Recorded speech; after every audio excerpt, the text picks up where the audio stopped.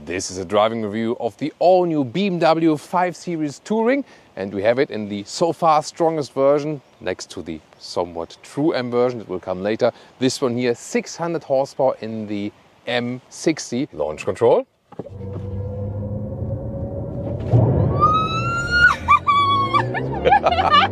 You know, look at that. There's still something coming in 190. No matter which powertrain you go for, if combustion engine, diesel or petrol, plug-in hybrid or the all-electric one, will tell you all you need to know about the new 5 Series Touring here with Thomas and Autogefuehl in 4K, full screen, full length. Let's go. Here with the front, this is then the i5 M60, and that has a somewhat closed grille. Here in the lower part, this is adaptive. It opens then on demand.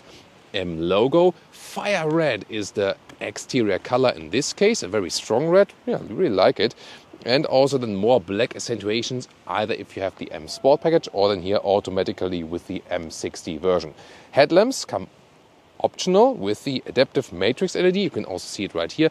And this then here, these are the daytime running lights. In the middle part, the big ones are then the main headlamp units.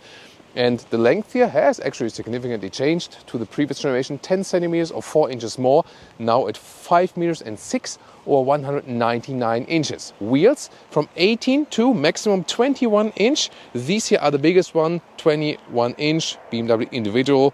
Also red brake calipers fitting to the exterior red color. Here also with carbon fiber side mirrors, also special option. And suspension-wise, you basically have 4 different choices. A normal suspension, fixed M suspension, and then adaptive suspensions professional. That already includes a rear axis steering, that the rear wheels turn in the opposite direction than the front wheels for better maneuverability at lower speeds. And this adaptive suspension professional in an M style. This is then also standard here for the M60, so it has a sportier setup. And the latter one also, the Adaptive Suspension Professional in the M style, Adaptive M Suspension Professional. This one also comes with an anti-tilt control, so the car remains more upright. And there's one more special thing. If you go for a plug-in hybrid version or an all-electric version, they all sit on the same platform, then you also get rear axle air suspension as standard.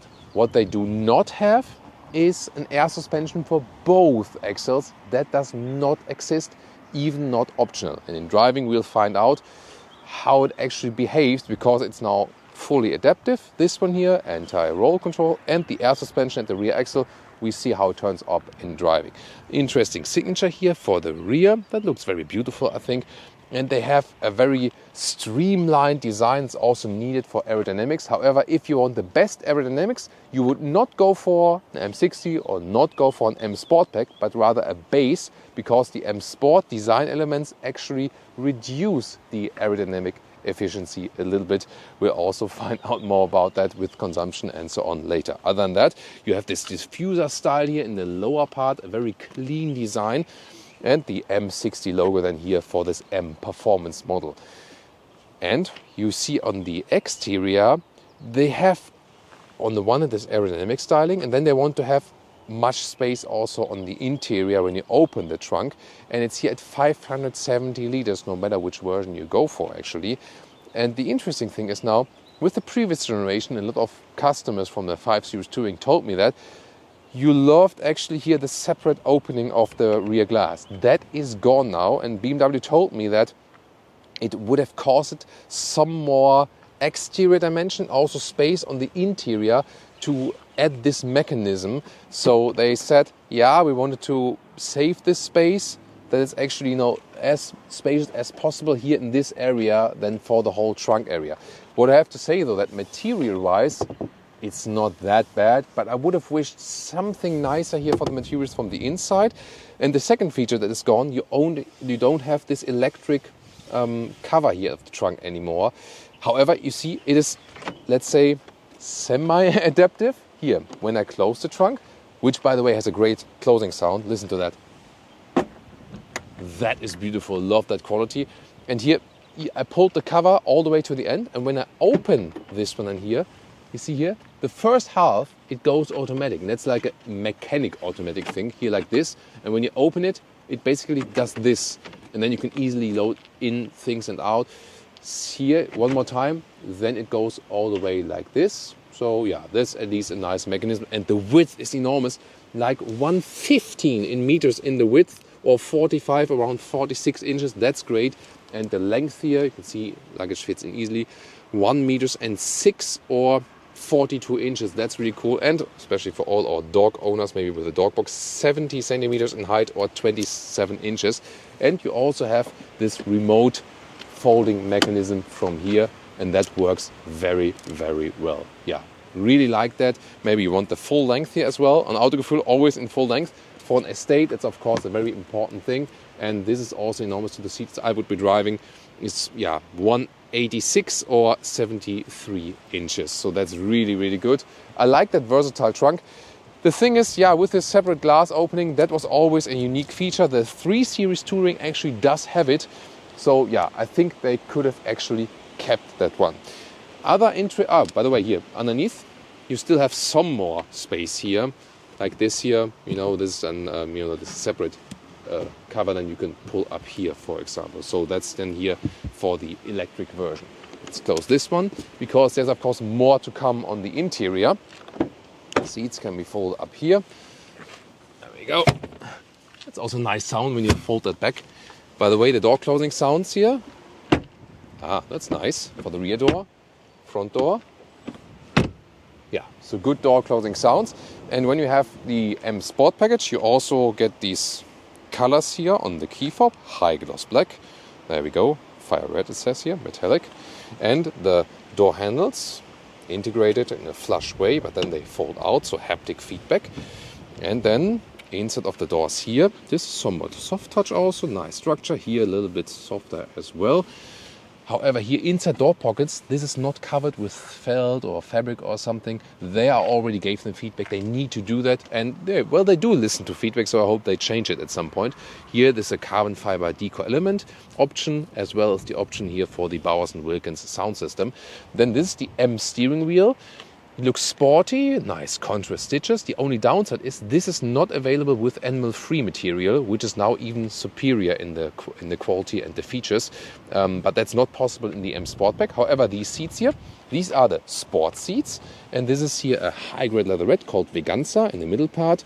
And then you also have it in the lower part. And look at that, how plush it is, how soft it is. This is the manual, by the way, here in the lower part. So it has great comfort. Some Alcantara applications here, by the way. They shine through with the M colors. And next to this sport seat, you would also have a comfort seat, which is even more comfortable in seat, as it says in the name. And I've tested them before in the sedan. The comfort seats are better. They can also be equipped here with the M60, that's possible. So my choice would always be pick the comfort seat, and then you can also get a package, for example, with active cooling. And this is also possible here with the sport seat. So both is possible. Both seats are nice, but the comfort seat even a notch better. So I would advise you to go for that one. Then here, headroom with 189, 6'2", still some left. Although this one is the one with the panoramic roof. However, it cannot be opened. It's the one that you see, it goes all the way. But when it's really, really hot, you can also apply this shade right there. It takes a while, but it's also really long, goes all the way across the vehicle. So that's good that you can at least really close and don't have to do something like, hey, we apply a special foil or something. So, and then open the door for Leah that she can, there we go, come around for some cockpit action. Here we go. This in here. Also soft touch on the dashboard. Then we have more carbon fiber decor element. That's also pretty fancy. This light bar here is something special. However, you see this split here in the BMW 7 Series, and they are also somewhat related, of course, these two vehicles. Here the light bar goes through, basically, like here, and this is on the same level. Here it's actually not. And when I apply some more color here, like a nice Thomas blue, then you can also see that better right here. So it's nice ambient lighting. I love that. But just design-wise, it needs to be connected, doesn't it? Pretty cool, by the way. Also, when you hit the turning indicators here, it also flashes on the interior. Then you can also see that even better. So that's pretty neat, isn't it? Other than that, the cockpit is quite clean and also spacious. Great comfort of the seats, as I said. The climate unit is always here in the lower part, so you don't have separate climate knobs or something. At least it always stays there. And also when you press the seat button, there you can activate the seat cooling, seat heating, and also the steering wheel heating. You can also talk to the vehicle to activate that. Yes, but then again, I'm not the biggest fan of that. Maybe you are. I rather have like straightforward controls to do that in a very easy way. When you start up the vehicle, then you also see, have this welcome chime. You also see then more of the digital instruments, steering wheel up and down, in and out, easy way. For EU users here, Germany, UK, and so on, it's very important when you press and hold the set button, there you deactivate this warning speed limit chime when you just exceed 1 km/h. So that's easy. And there's also an optional head-up display available, very well visible. You can see that, and also can easily adjust the height. There is sometimes an overload in this infotainment system as for the features. You learn it a little bit, by the way. For example, displays. Head-up display, height. There you can then change the height of the display. Other than that, most of the time you'll do Android Auto, Apple CarPlay, of course, to mirror your smartphone, and to have the map in the instrument cluster that works Apple CarPlay, Apple Maps, and with Android Auto and Google Maps. Only these combinations work actually. By the way, if you want to change the tailgate height, it's not possible directly at the tailgate. You have to do it here from the inside and then here change the opening height. I feel with other manufacturers that's easier, where you just press the button there when it stops. So but here BMW says inside interior operation. Middle console, soft touch here also for your elbow. That's nice. Split opening, 12-volt power supply. High gloss black here, not my favorite. Then you can also get this crystalline turning pressing knob. There you can still control also here something here. You can see this then in the Apple Car. No, I don't want to send a message. So this then this because I clicked on WhatsApp in CarPlay. Interesting that you can directly access the individual apps in CarPlay. I'm not sure what is the reason of that, but here this is the CarPlay integration that you can also see how that works. This is very cool, isn't it? In the lower part, on the right side, is just for storage. No inductive charging. Just the left part here. This is for inductive charging, and it also has a cooling hole that the phone doesn't overheat. Finally, it was a big problem in the previous generation 5 Series, and the cup holders also adaptive, illuminated, and 2 USB-C charger if you want to charge with the cable. The shifting lever is integrated here flatly, so there's a nice clean solution, so to speak. It doesn't give you that sporty BMW feeling where you have like really something like here, but then again it also cleans it up. So I would say this is indeed something pro and con, I would say. Maybe we put a rear seat here a little bit more forward and we can better see what's going on in the rear. This one, once again, here also manual then for the passenger. Glove box, there is a separate button right here. See here, it's actually rather tiny, but at least it slides down in a smooth way. So what do you think about the interior cockpit here? Tell me in the comments, guys. Then let's switch to the rear seats. Let's see how much space we have left there. Of course, the wheelbase is increased. There we go. And there are also these good, recesses here, back part of the seat. The only thing for my feet, I do touch the seat from below, so I would recommend to put the seat a little bit higher in the front, then you can slide your feet easier underneath it when you're driving with rear passengers. And yeah, it's also with this nice Veganza material. BMW is leading as for animal skin alternatives at the moment from all manufacturers, because they're doing in the full circle, animal friendly, 85% less CO2 output, and also the thing is, if you pick between the materials without any ethical concerns, these are the better seats also for the comfort. Also the passive cooling is already better. They do not get hot in summer. And then for the front, you can also get the active cooling. So this is really very well done.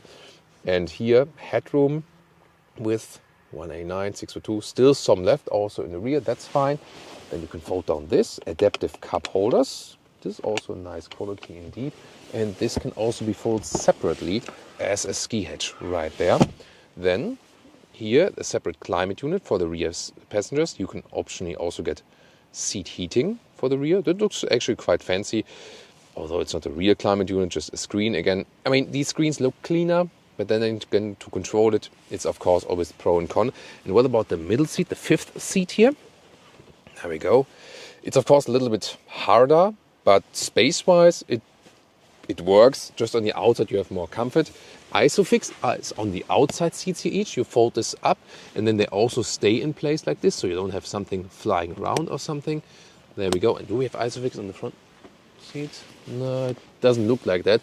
And by the way, when you come here and look forward here now, I think the cockpit from the cleanness works very well. The steering wheel, by the way, if you want that animal-free one, it looks a little bit different from the surface. Also feels different, but actually even better, I feel. Besides this ambient lighting that I feel it could go through, pretty cool cockpit nevertheless. And yeah, the space they offer is still good. Question is, I mean, it still has a very long hood, even if it's an electric version. What about all the engines and stuff? The special electric version with most horsepower. Pulling it twice here for the BMW. And under the hood. There we go. Yeah, there's no frunk. But then you have this, no frunky. Here, this carbon fiber style deco element. Huge engine cover for that. Well, if you cannot say engine here. But the facts are actually quite cool. Less than 4 seconds in the acceleration figure to 100 kilometers an hour or 60 miles an hour for this all-wheel drive electric version. One electric motor in the front, one in the rear. Around 600 horsepower then, so that's pretty massive.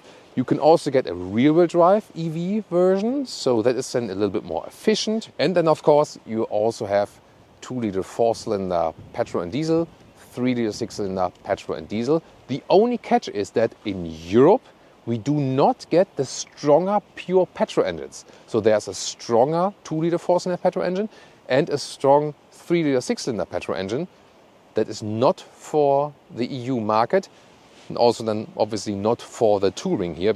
I know that all our friends from the US, they always request to also have the touring there, but so far they have not answered that. But we still keep pushing BMW for that, maybe at some point again. I don't know. The US market is of course big with SUVs. They're all built in Spartanburg in the US in the big plant there from all the big SUVs. Then plug-in hybrid is also interesting. 2-liter 4-cylinder and also 3-liter 6-cylinder plug-in hybrids. The latter one, 3-liter 6-cylinder plug-in hybrid, would be probably then the best engine, the coolest engine to go for on the European market. Or of course, if you want to more like a fuel saving and cost reducing stuff, the 520D, like the base entry level diesel, will still be very strong here also on the German market, which is also one of the main markets. The 5 Series is sold more as a touring, as a combi, as we say in Germany, than the sedan version actually. In the US, however, is then this main sedan market once again. If you want to know more about the engine specs, we have it in the pinned comment or the video description with the acceleration figures, with the description of how the engines are called, and so on and so on. Important, of course, with the EV, 81 kilowatt hours net is the battery capacity. That is not that large. For this size of a vehicle, I would have expected something 100 kilowatt hours or something. Then again, you always have to look at efficiency. So in our tests so far, we have tested the rear-wheel drive version and the all-wheel drive version of the sedan.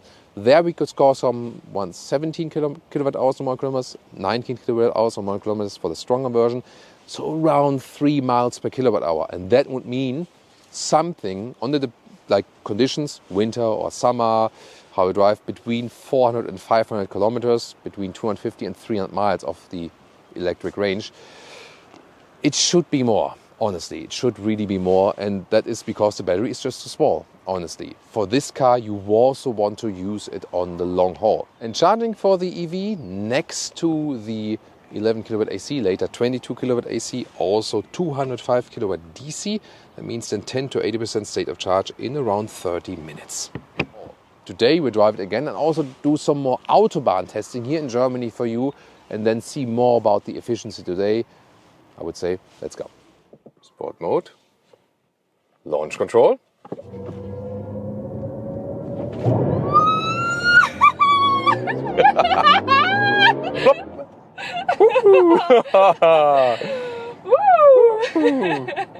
Did you feel that? And I think you could literally feel it on camera. Like when you do the launch control, the car is literally shaking. That is called, I mean, they do that on purpose. It's not needed. they do that just because it's fun. Like the car is shaking, and you have this electric sound build-up, and yeah. The seatbelt. And yeah, I mean, the official figure is 4 seconds, but that felt even quicker. I have to check the time code below. Leah was obviously impressed. The Leah meter went off the scale for this one. Wow. Yeah, pretty interesting. Why not? It's actually also a good test here with a little bit of rain about the traction and also for the sound on the interior and so on. And yeah, I can already tell you so far that suspension here does a very, very good job. Wow. Adaptive suspension, and also with the anti-roll control. That means it always stays upright, and also rear axle air suspension and the rear axle steering as well. So especially then at lower speeds, the car feels more agile actually. It also has some kind of artificial feeling to it then, yes. At the same time, it massively reduces the turning circle, for example.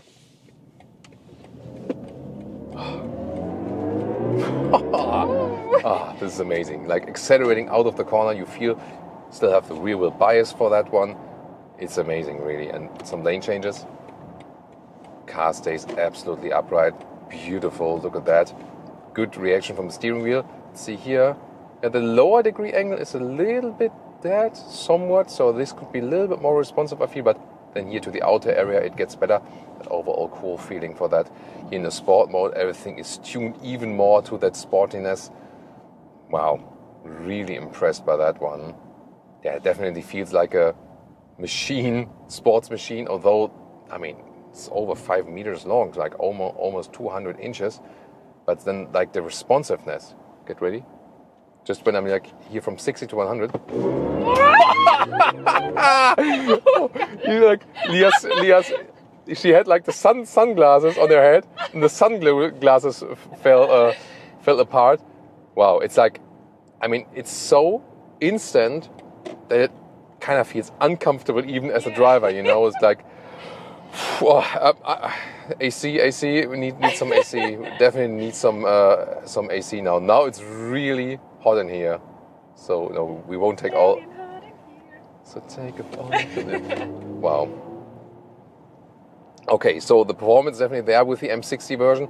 There is also the normal all-wheel drive version for the electric one. It's not that extreme, but yeah, in most situations you will not use that.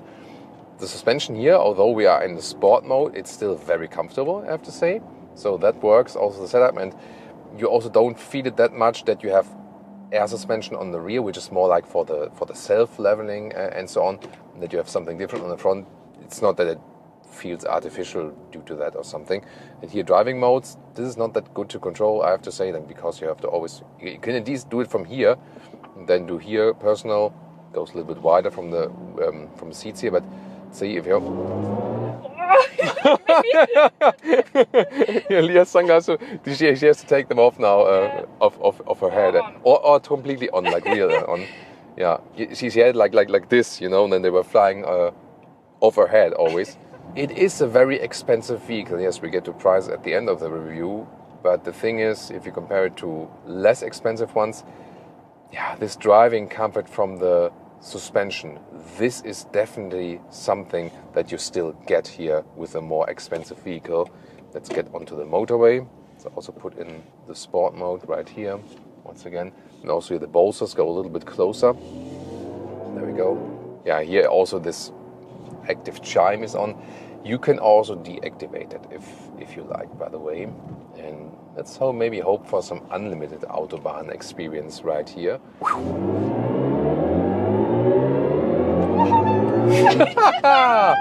Woo!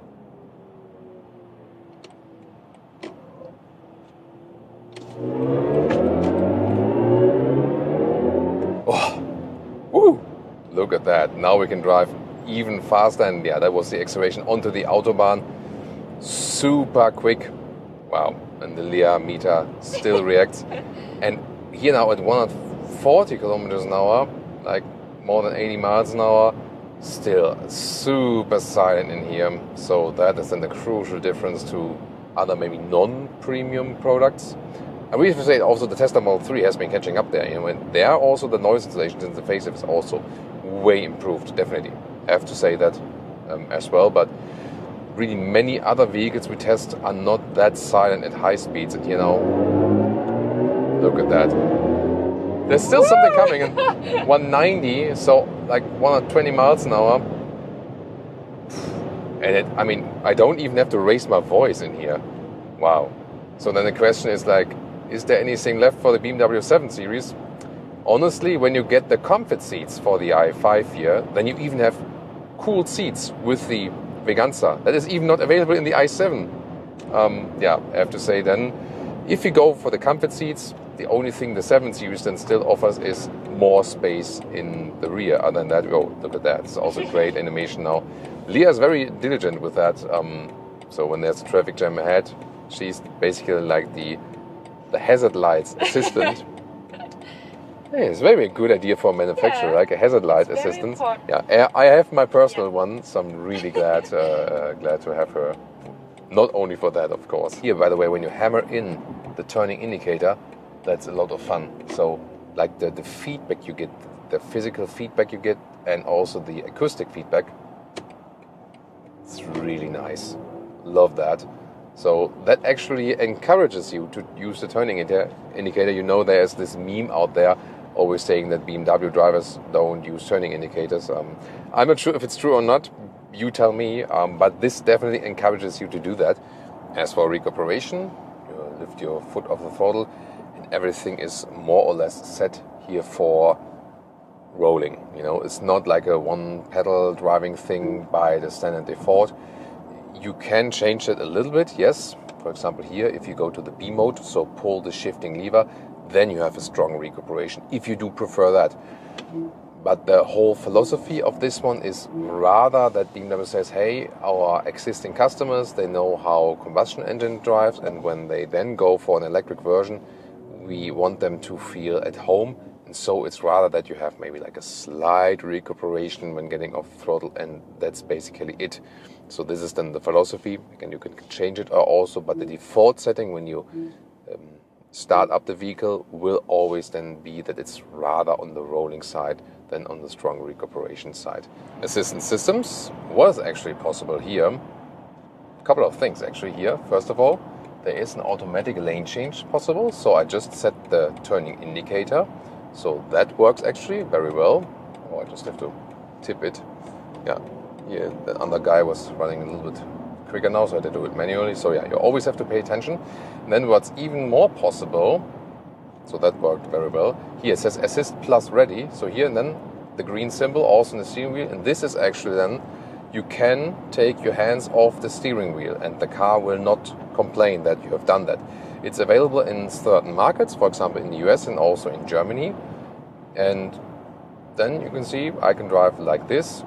Still, you are responsible for what's happening, so you always have to pay attention, you know. So it's not a level 3 system, it's a level 2 system, meaning if there's an accident, you are still responsible as a driver, not the car.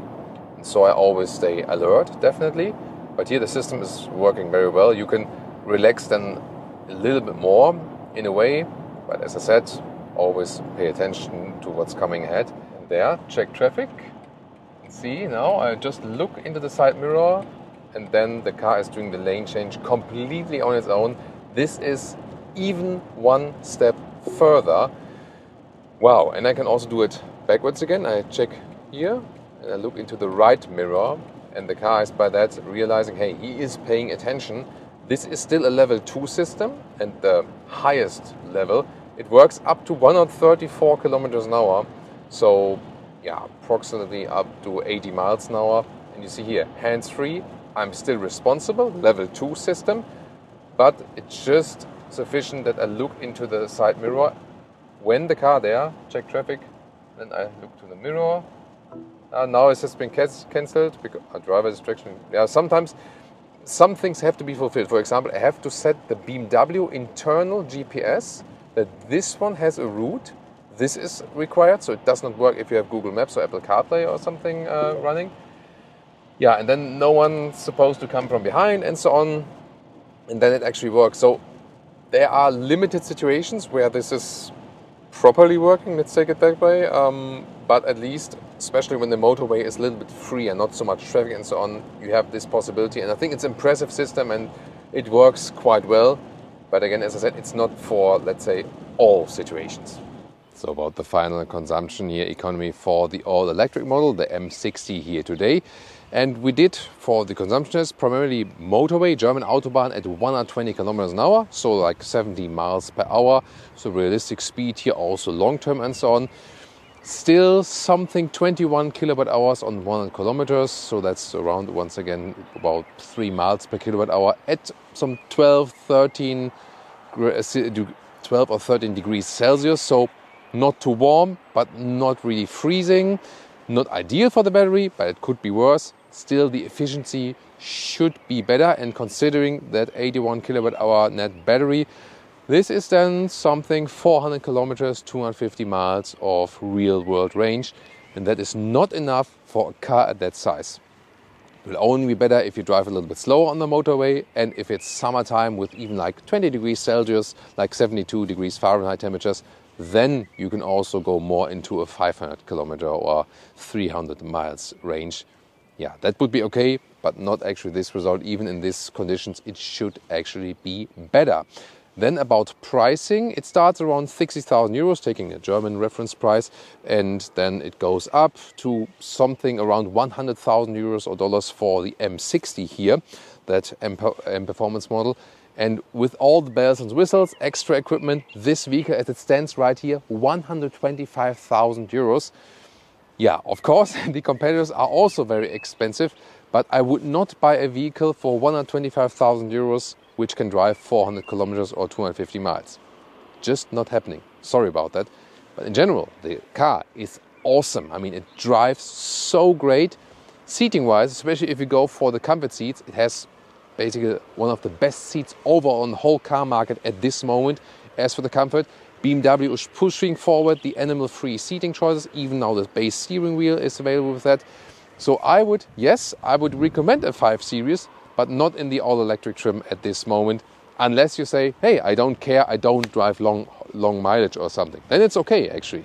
But my favorite probably for Europe would be the 3-liter petrol engine in the plug-in hybrid spec, because then you can get this 3-liter. And in the US, I would probably go then for the pure petrol 3-liter engine as for the Wish configuration. For the more economy style, probably like in Europe and Germany, a 520D, like a small diesel to get the price lower. And then maybe in the US, the 2-liter 4-cylinder petrol engine if you rather want to save some money. Because the car in general, it drives really great. The interior build quality is nice. Besides, with the door pockets and so on, that needs to be covered in felt. And as I said, comfort-wise and also into the whole sustainability aspect, BMW has made a lot of progress. I'm really happy with that. So there are great things to say about this car. It's just that the electric range is still something they need to work on. What do you think? Which version would you go for? Would you go for a sedan or a touring? And would you go all electric, plug-in, petrol, diesel? Tell me in the comments. And see more of the content from the 5 Series, for example, also against the Mercedes E-Class.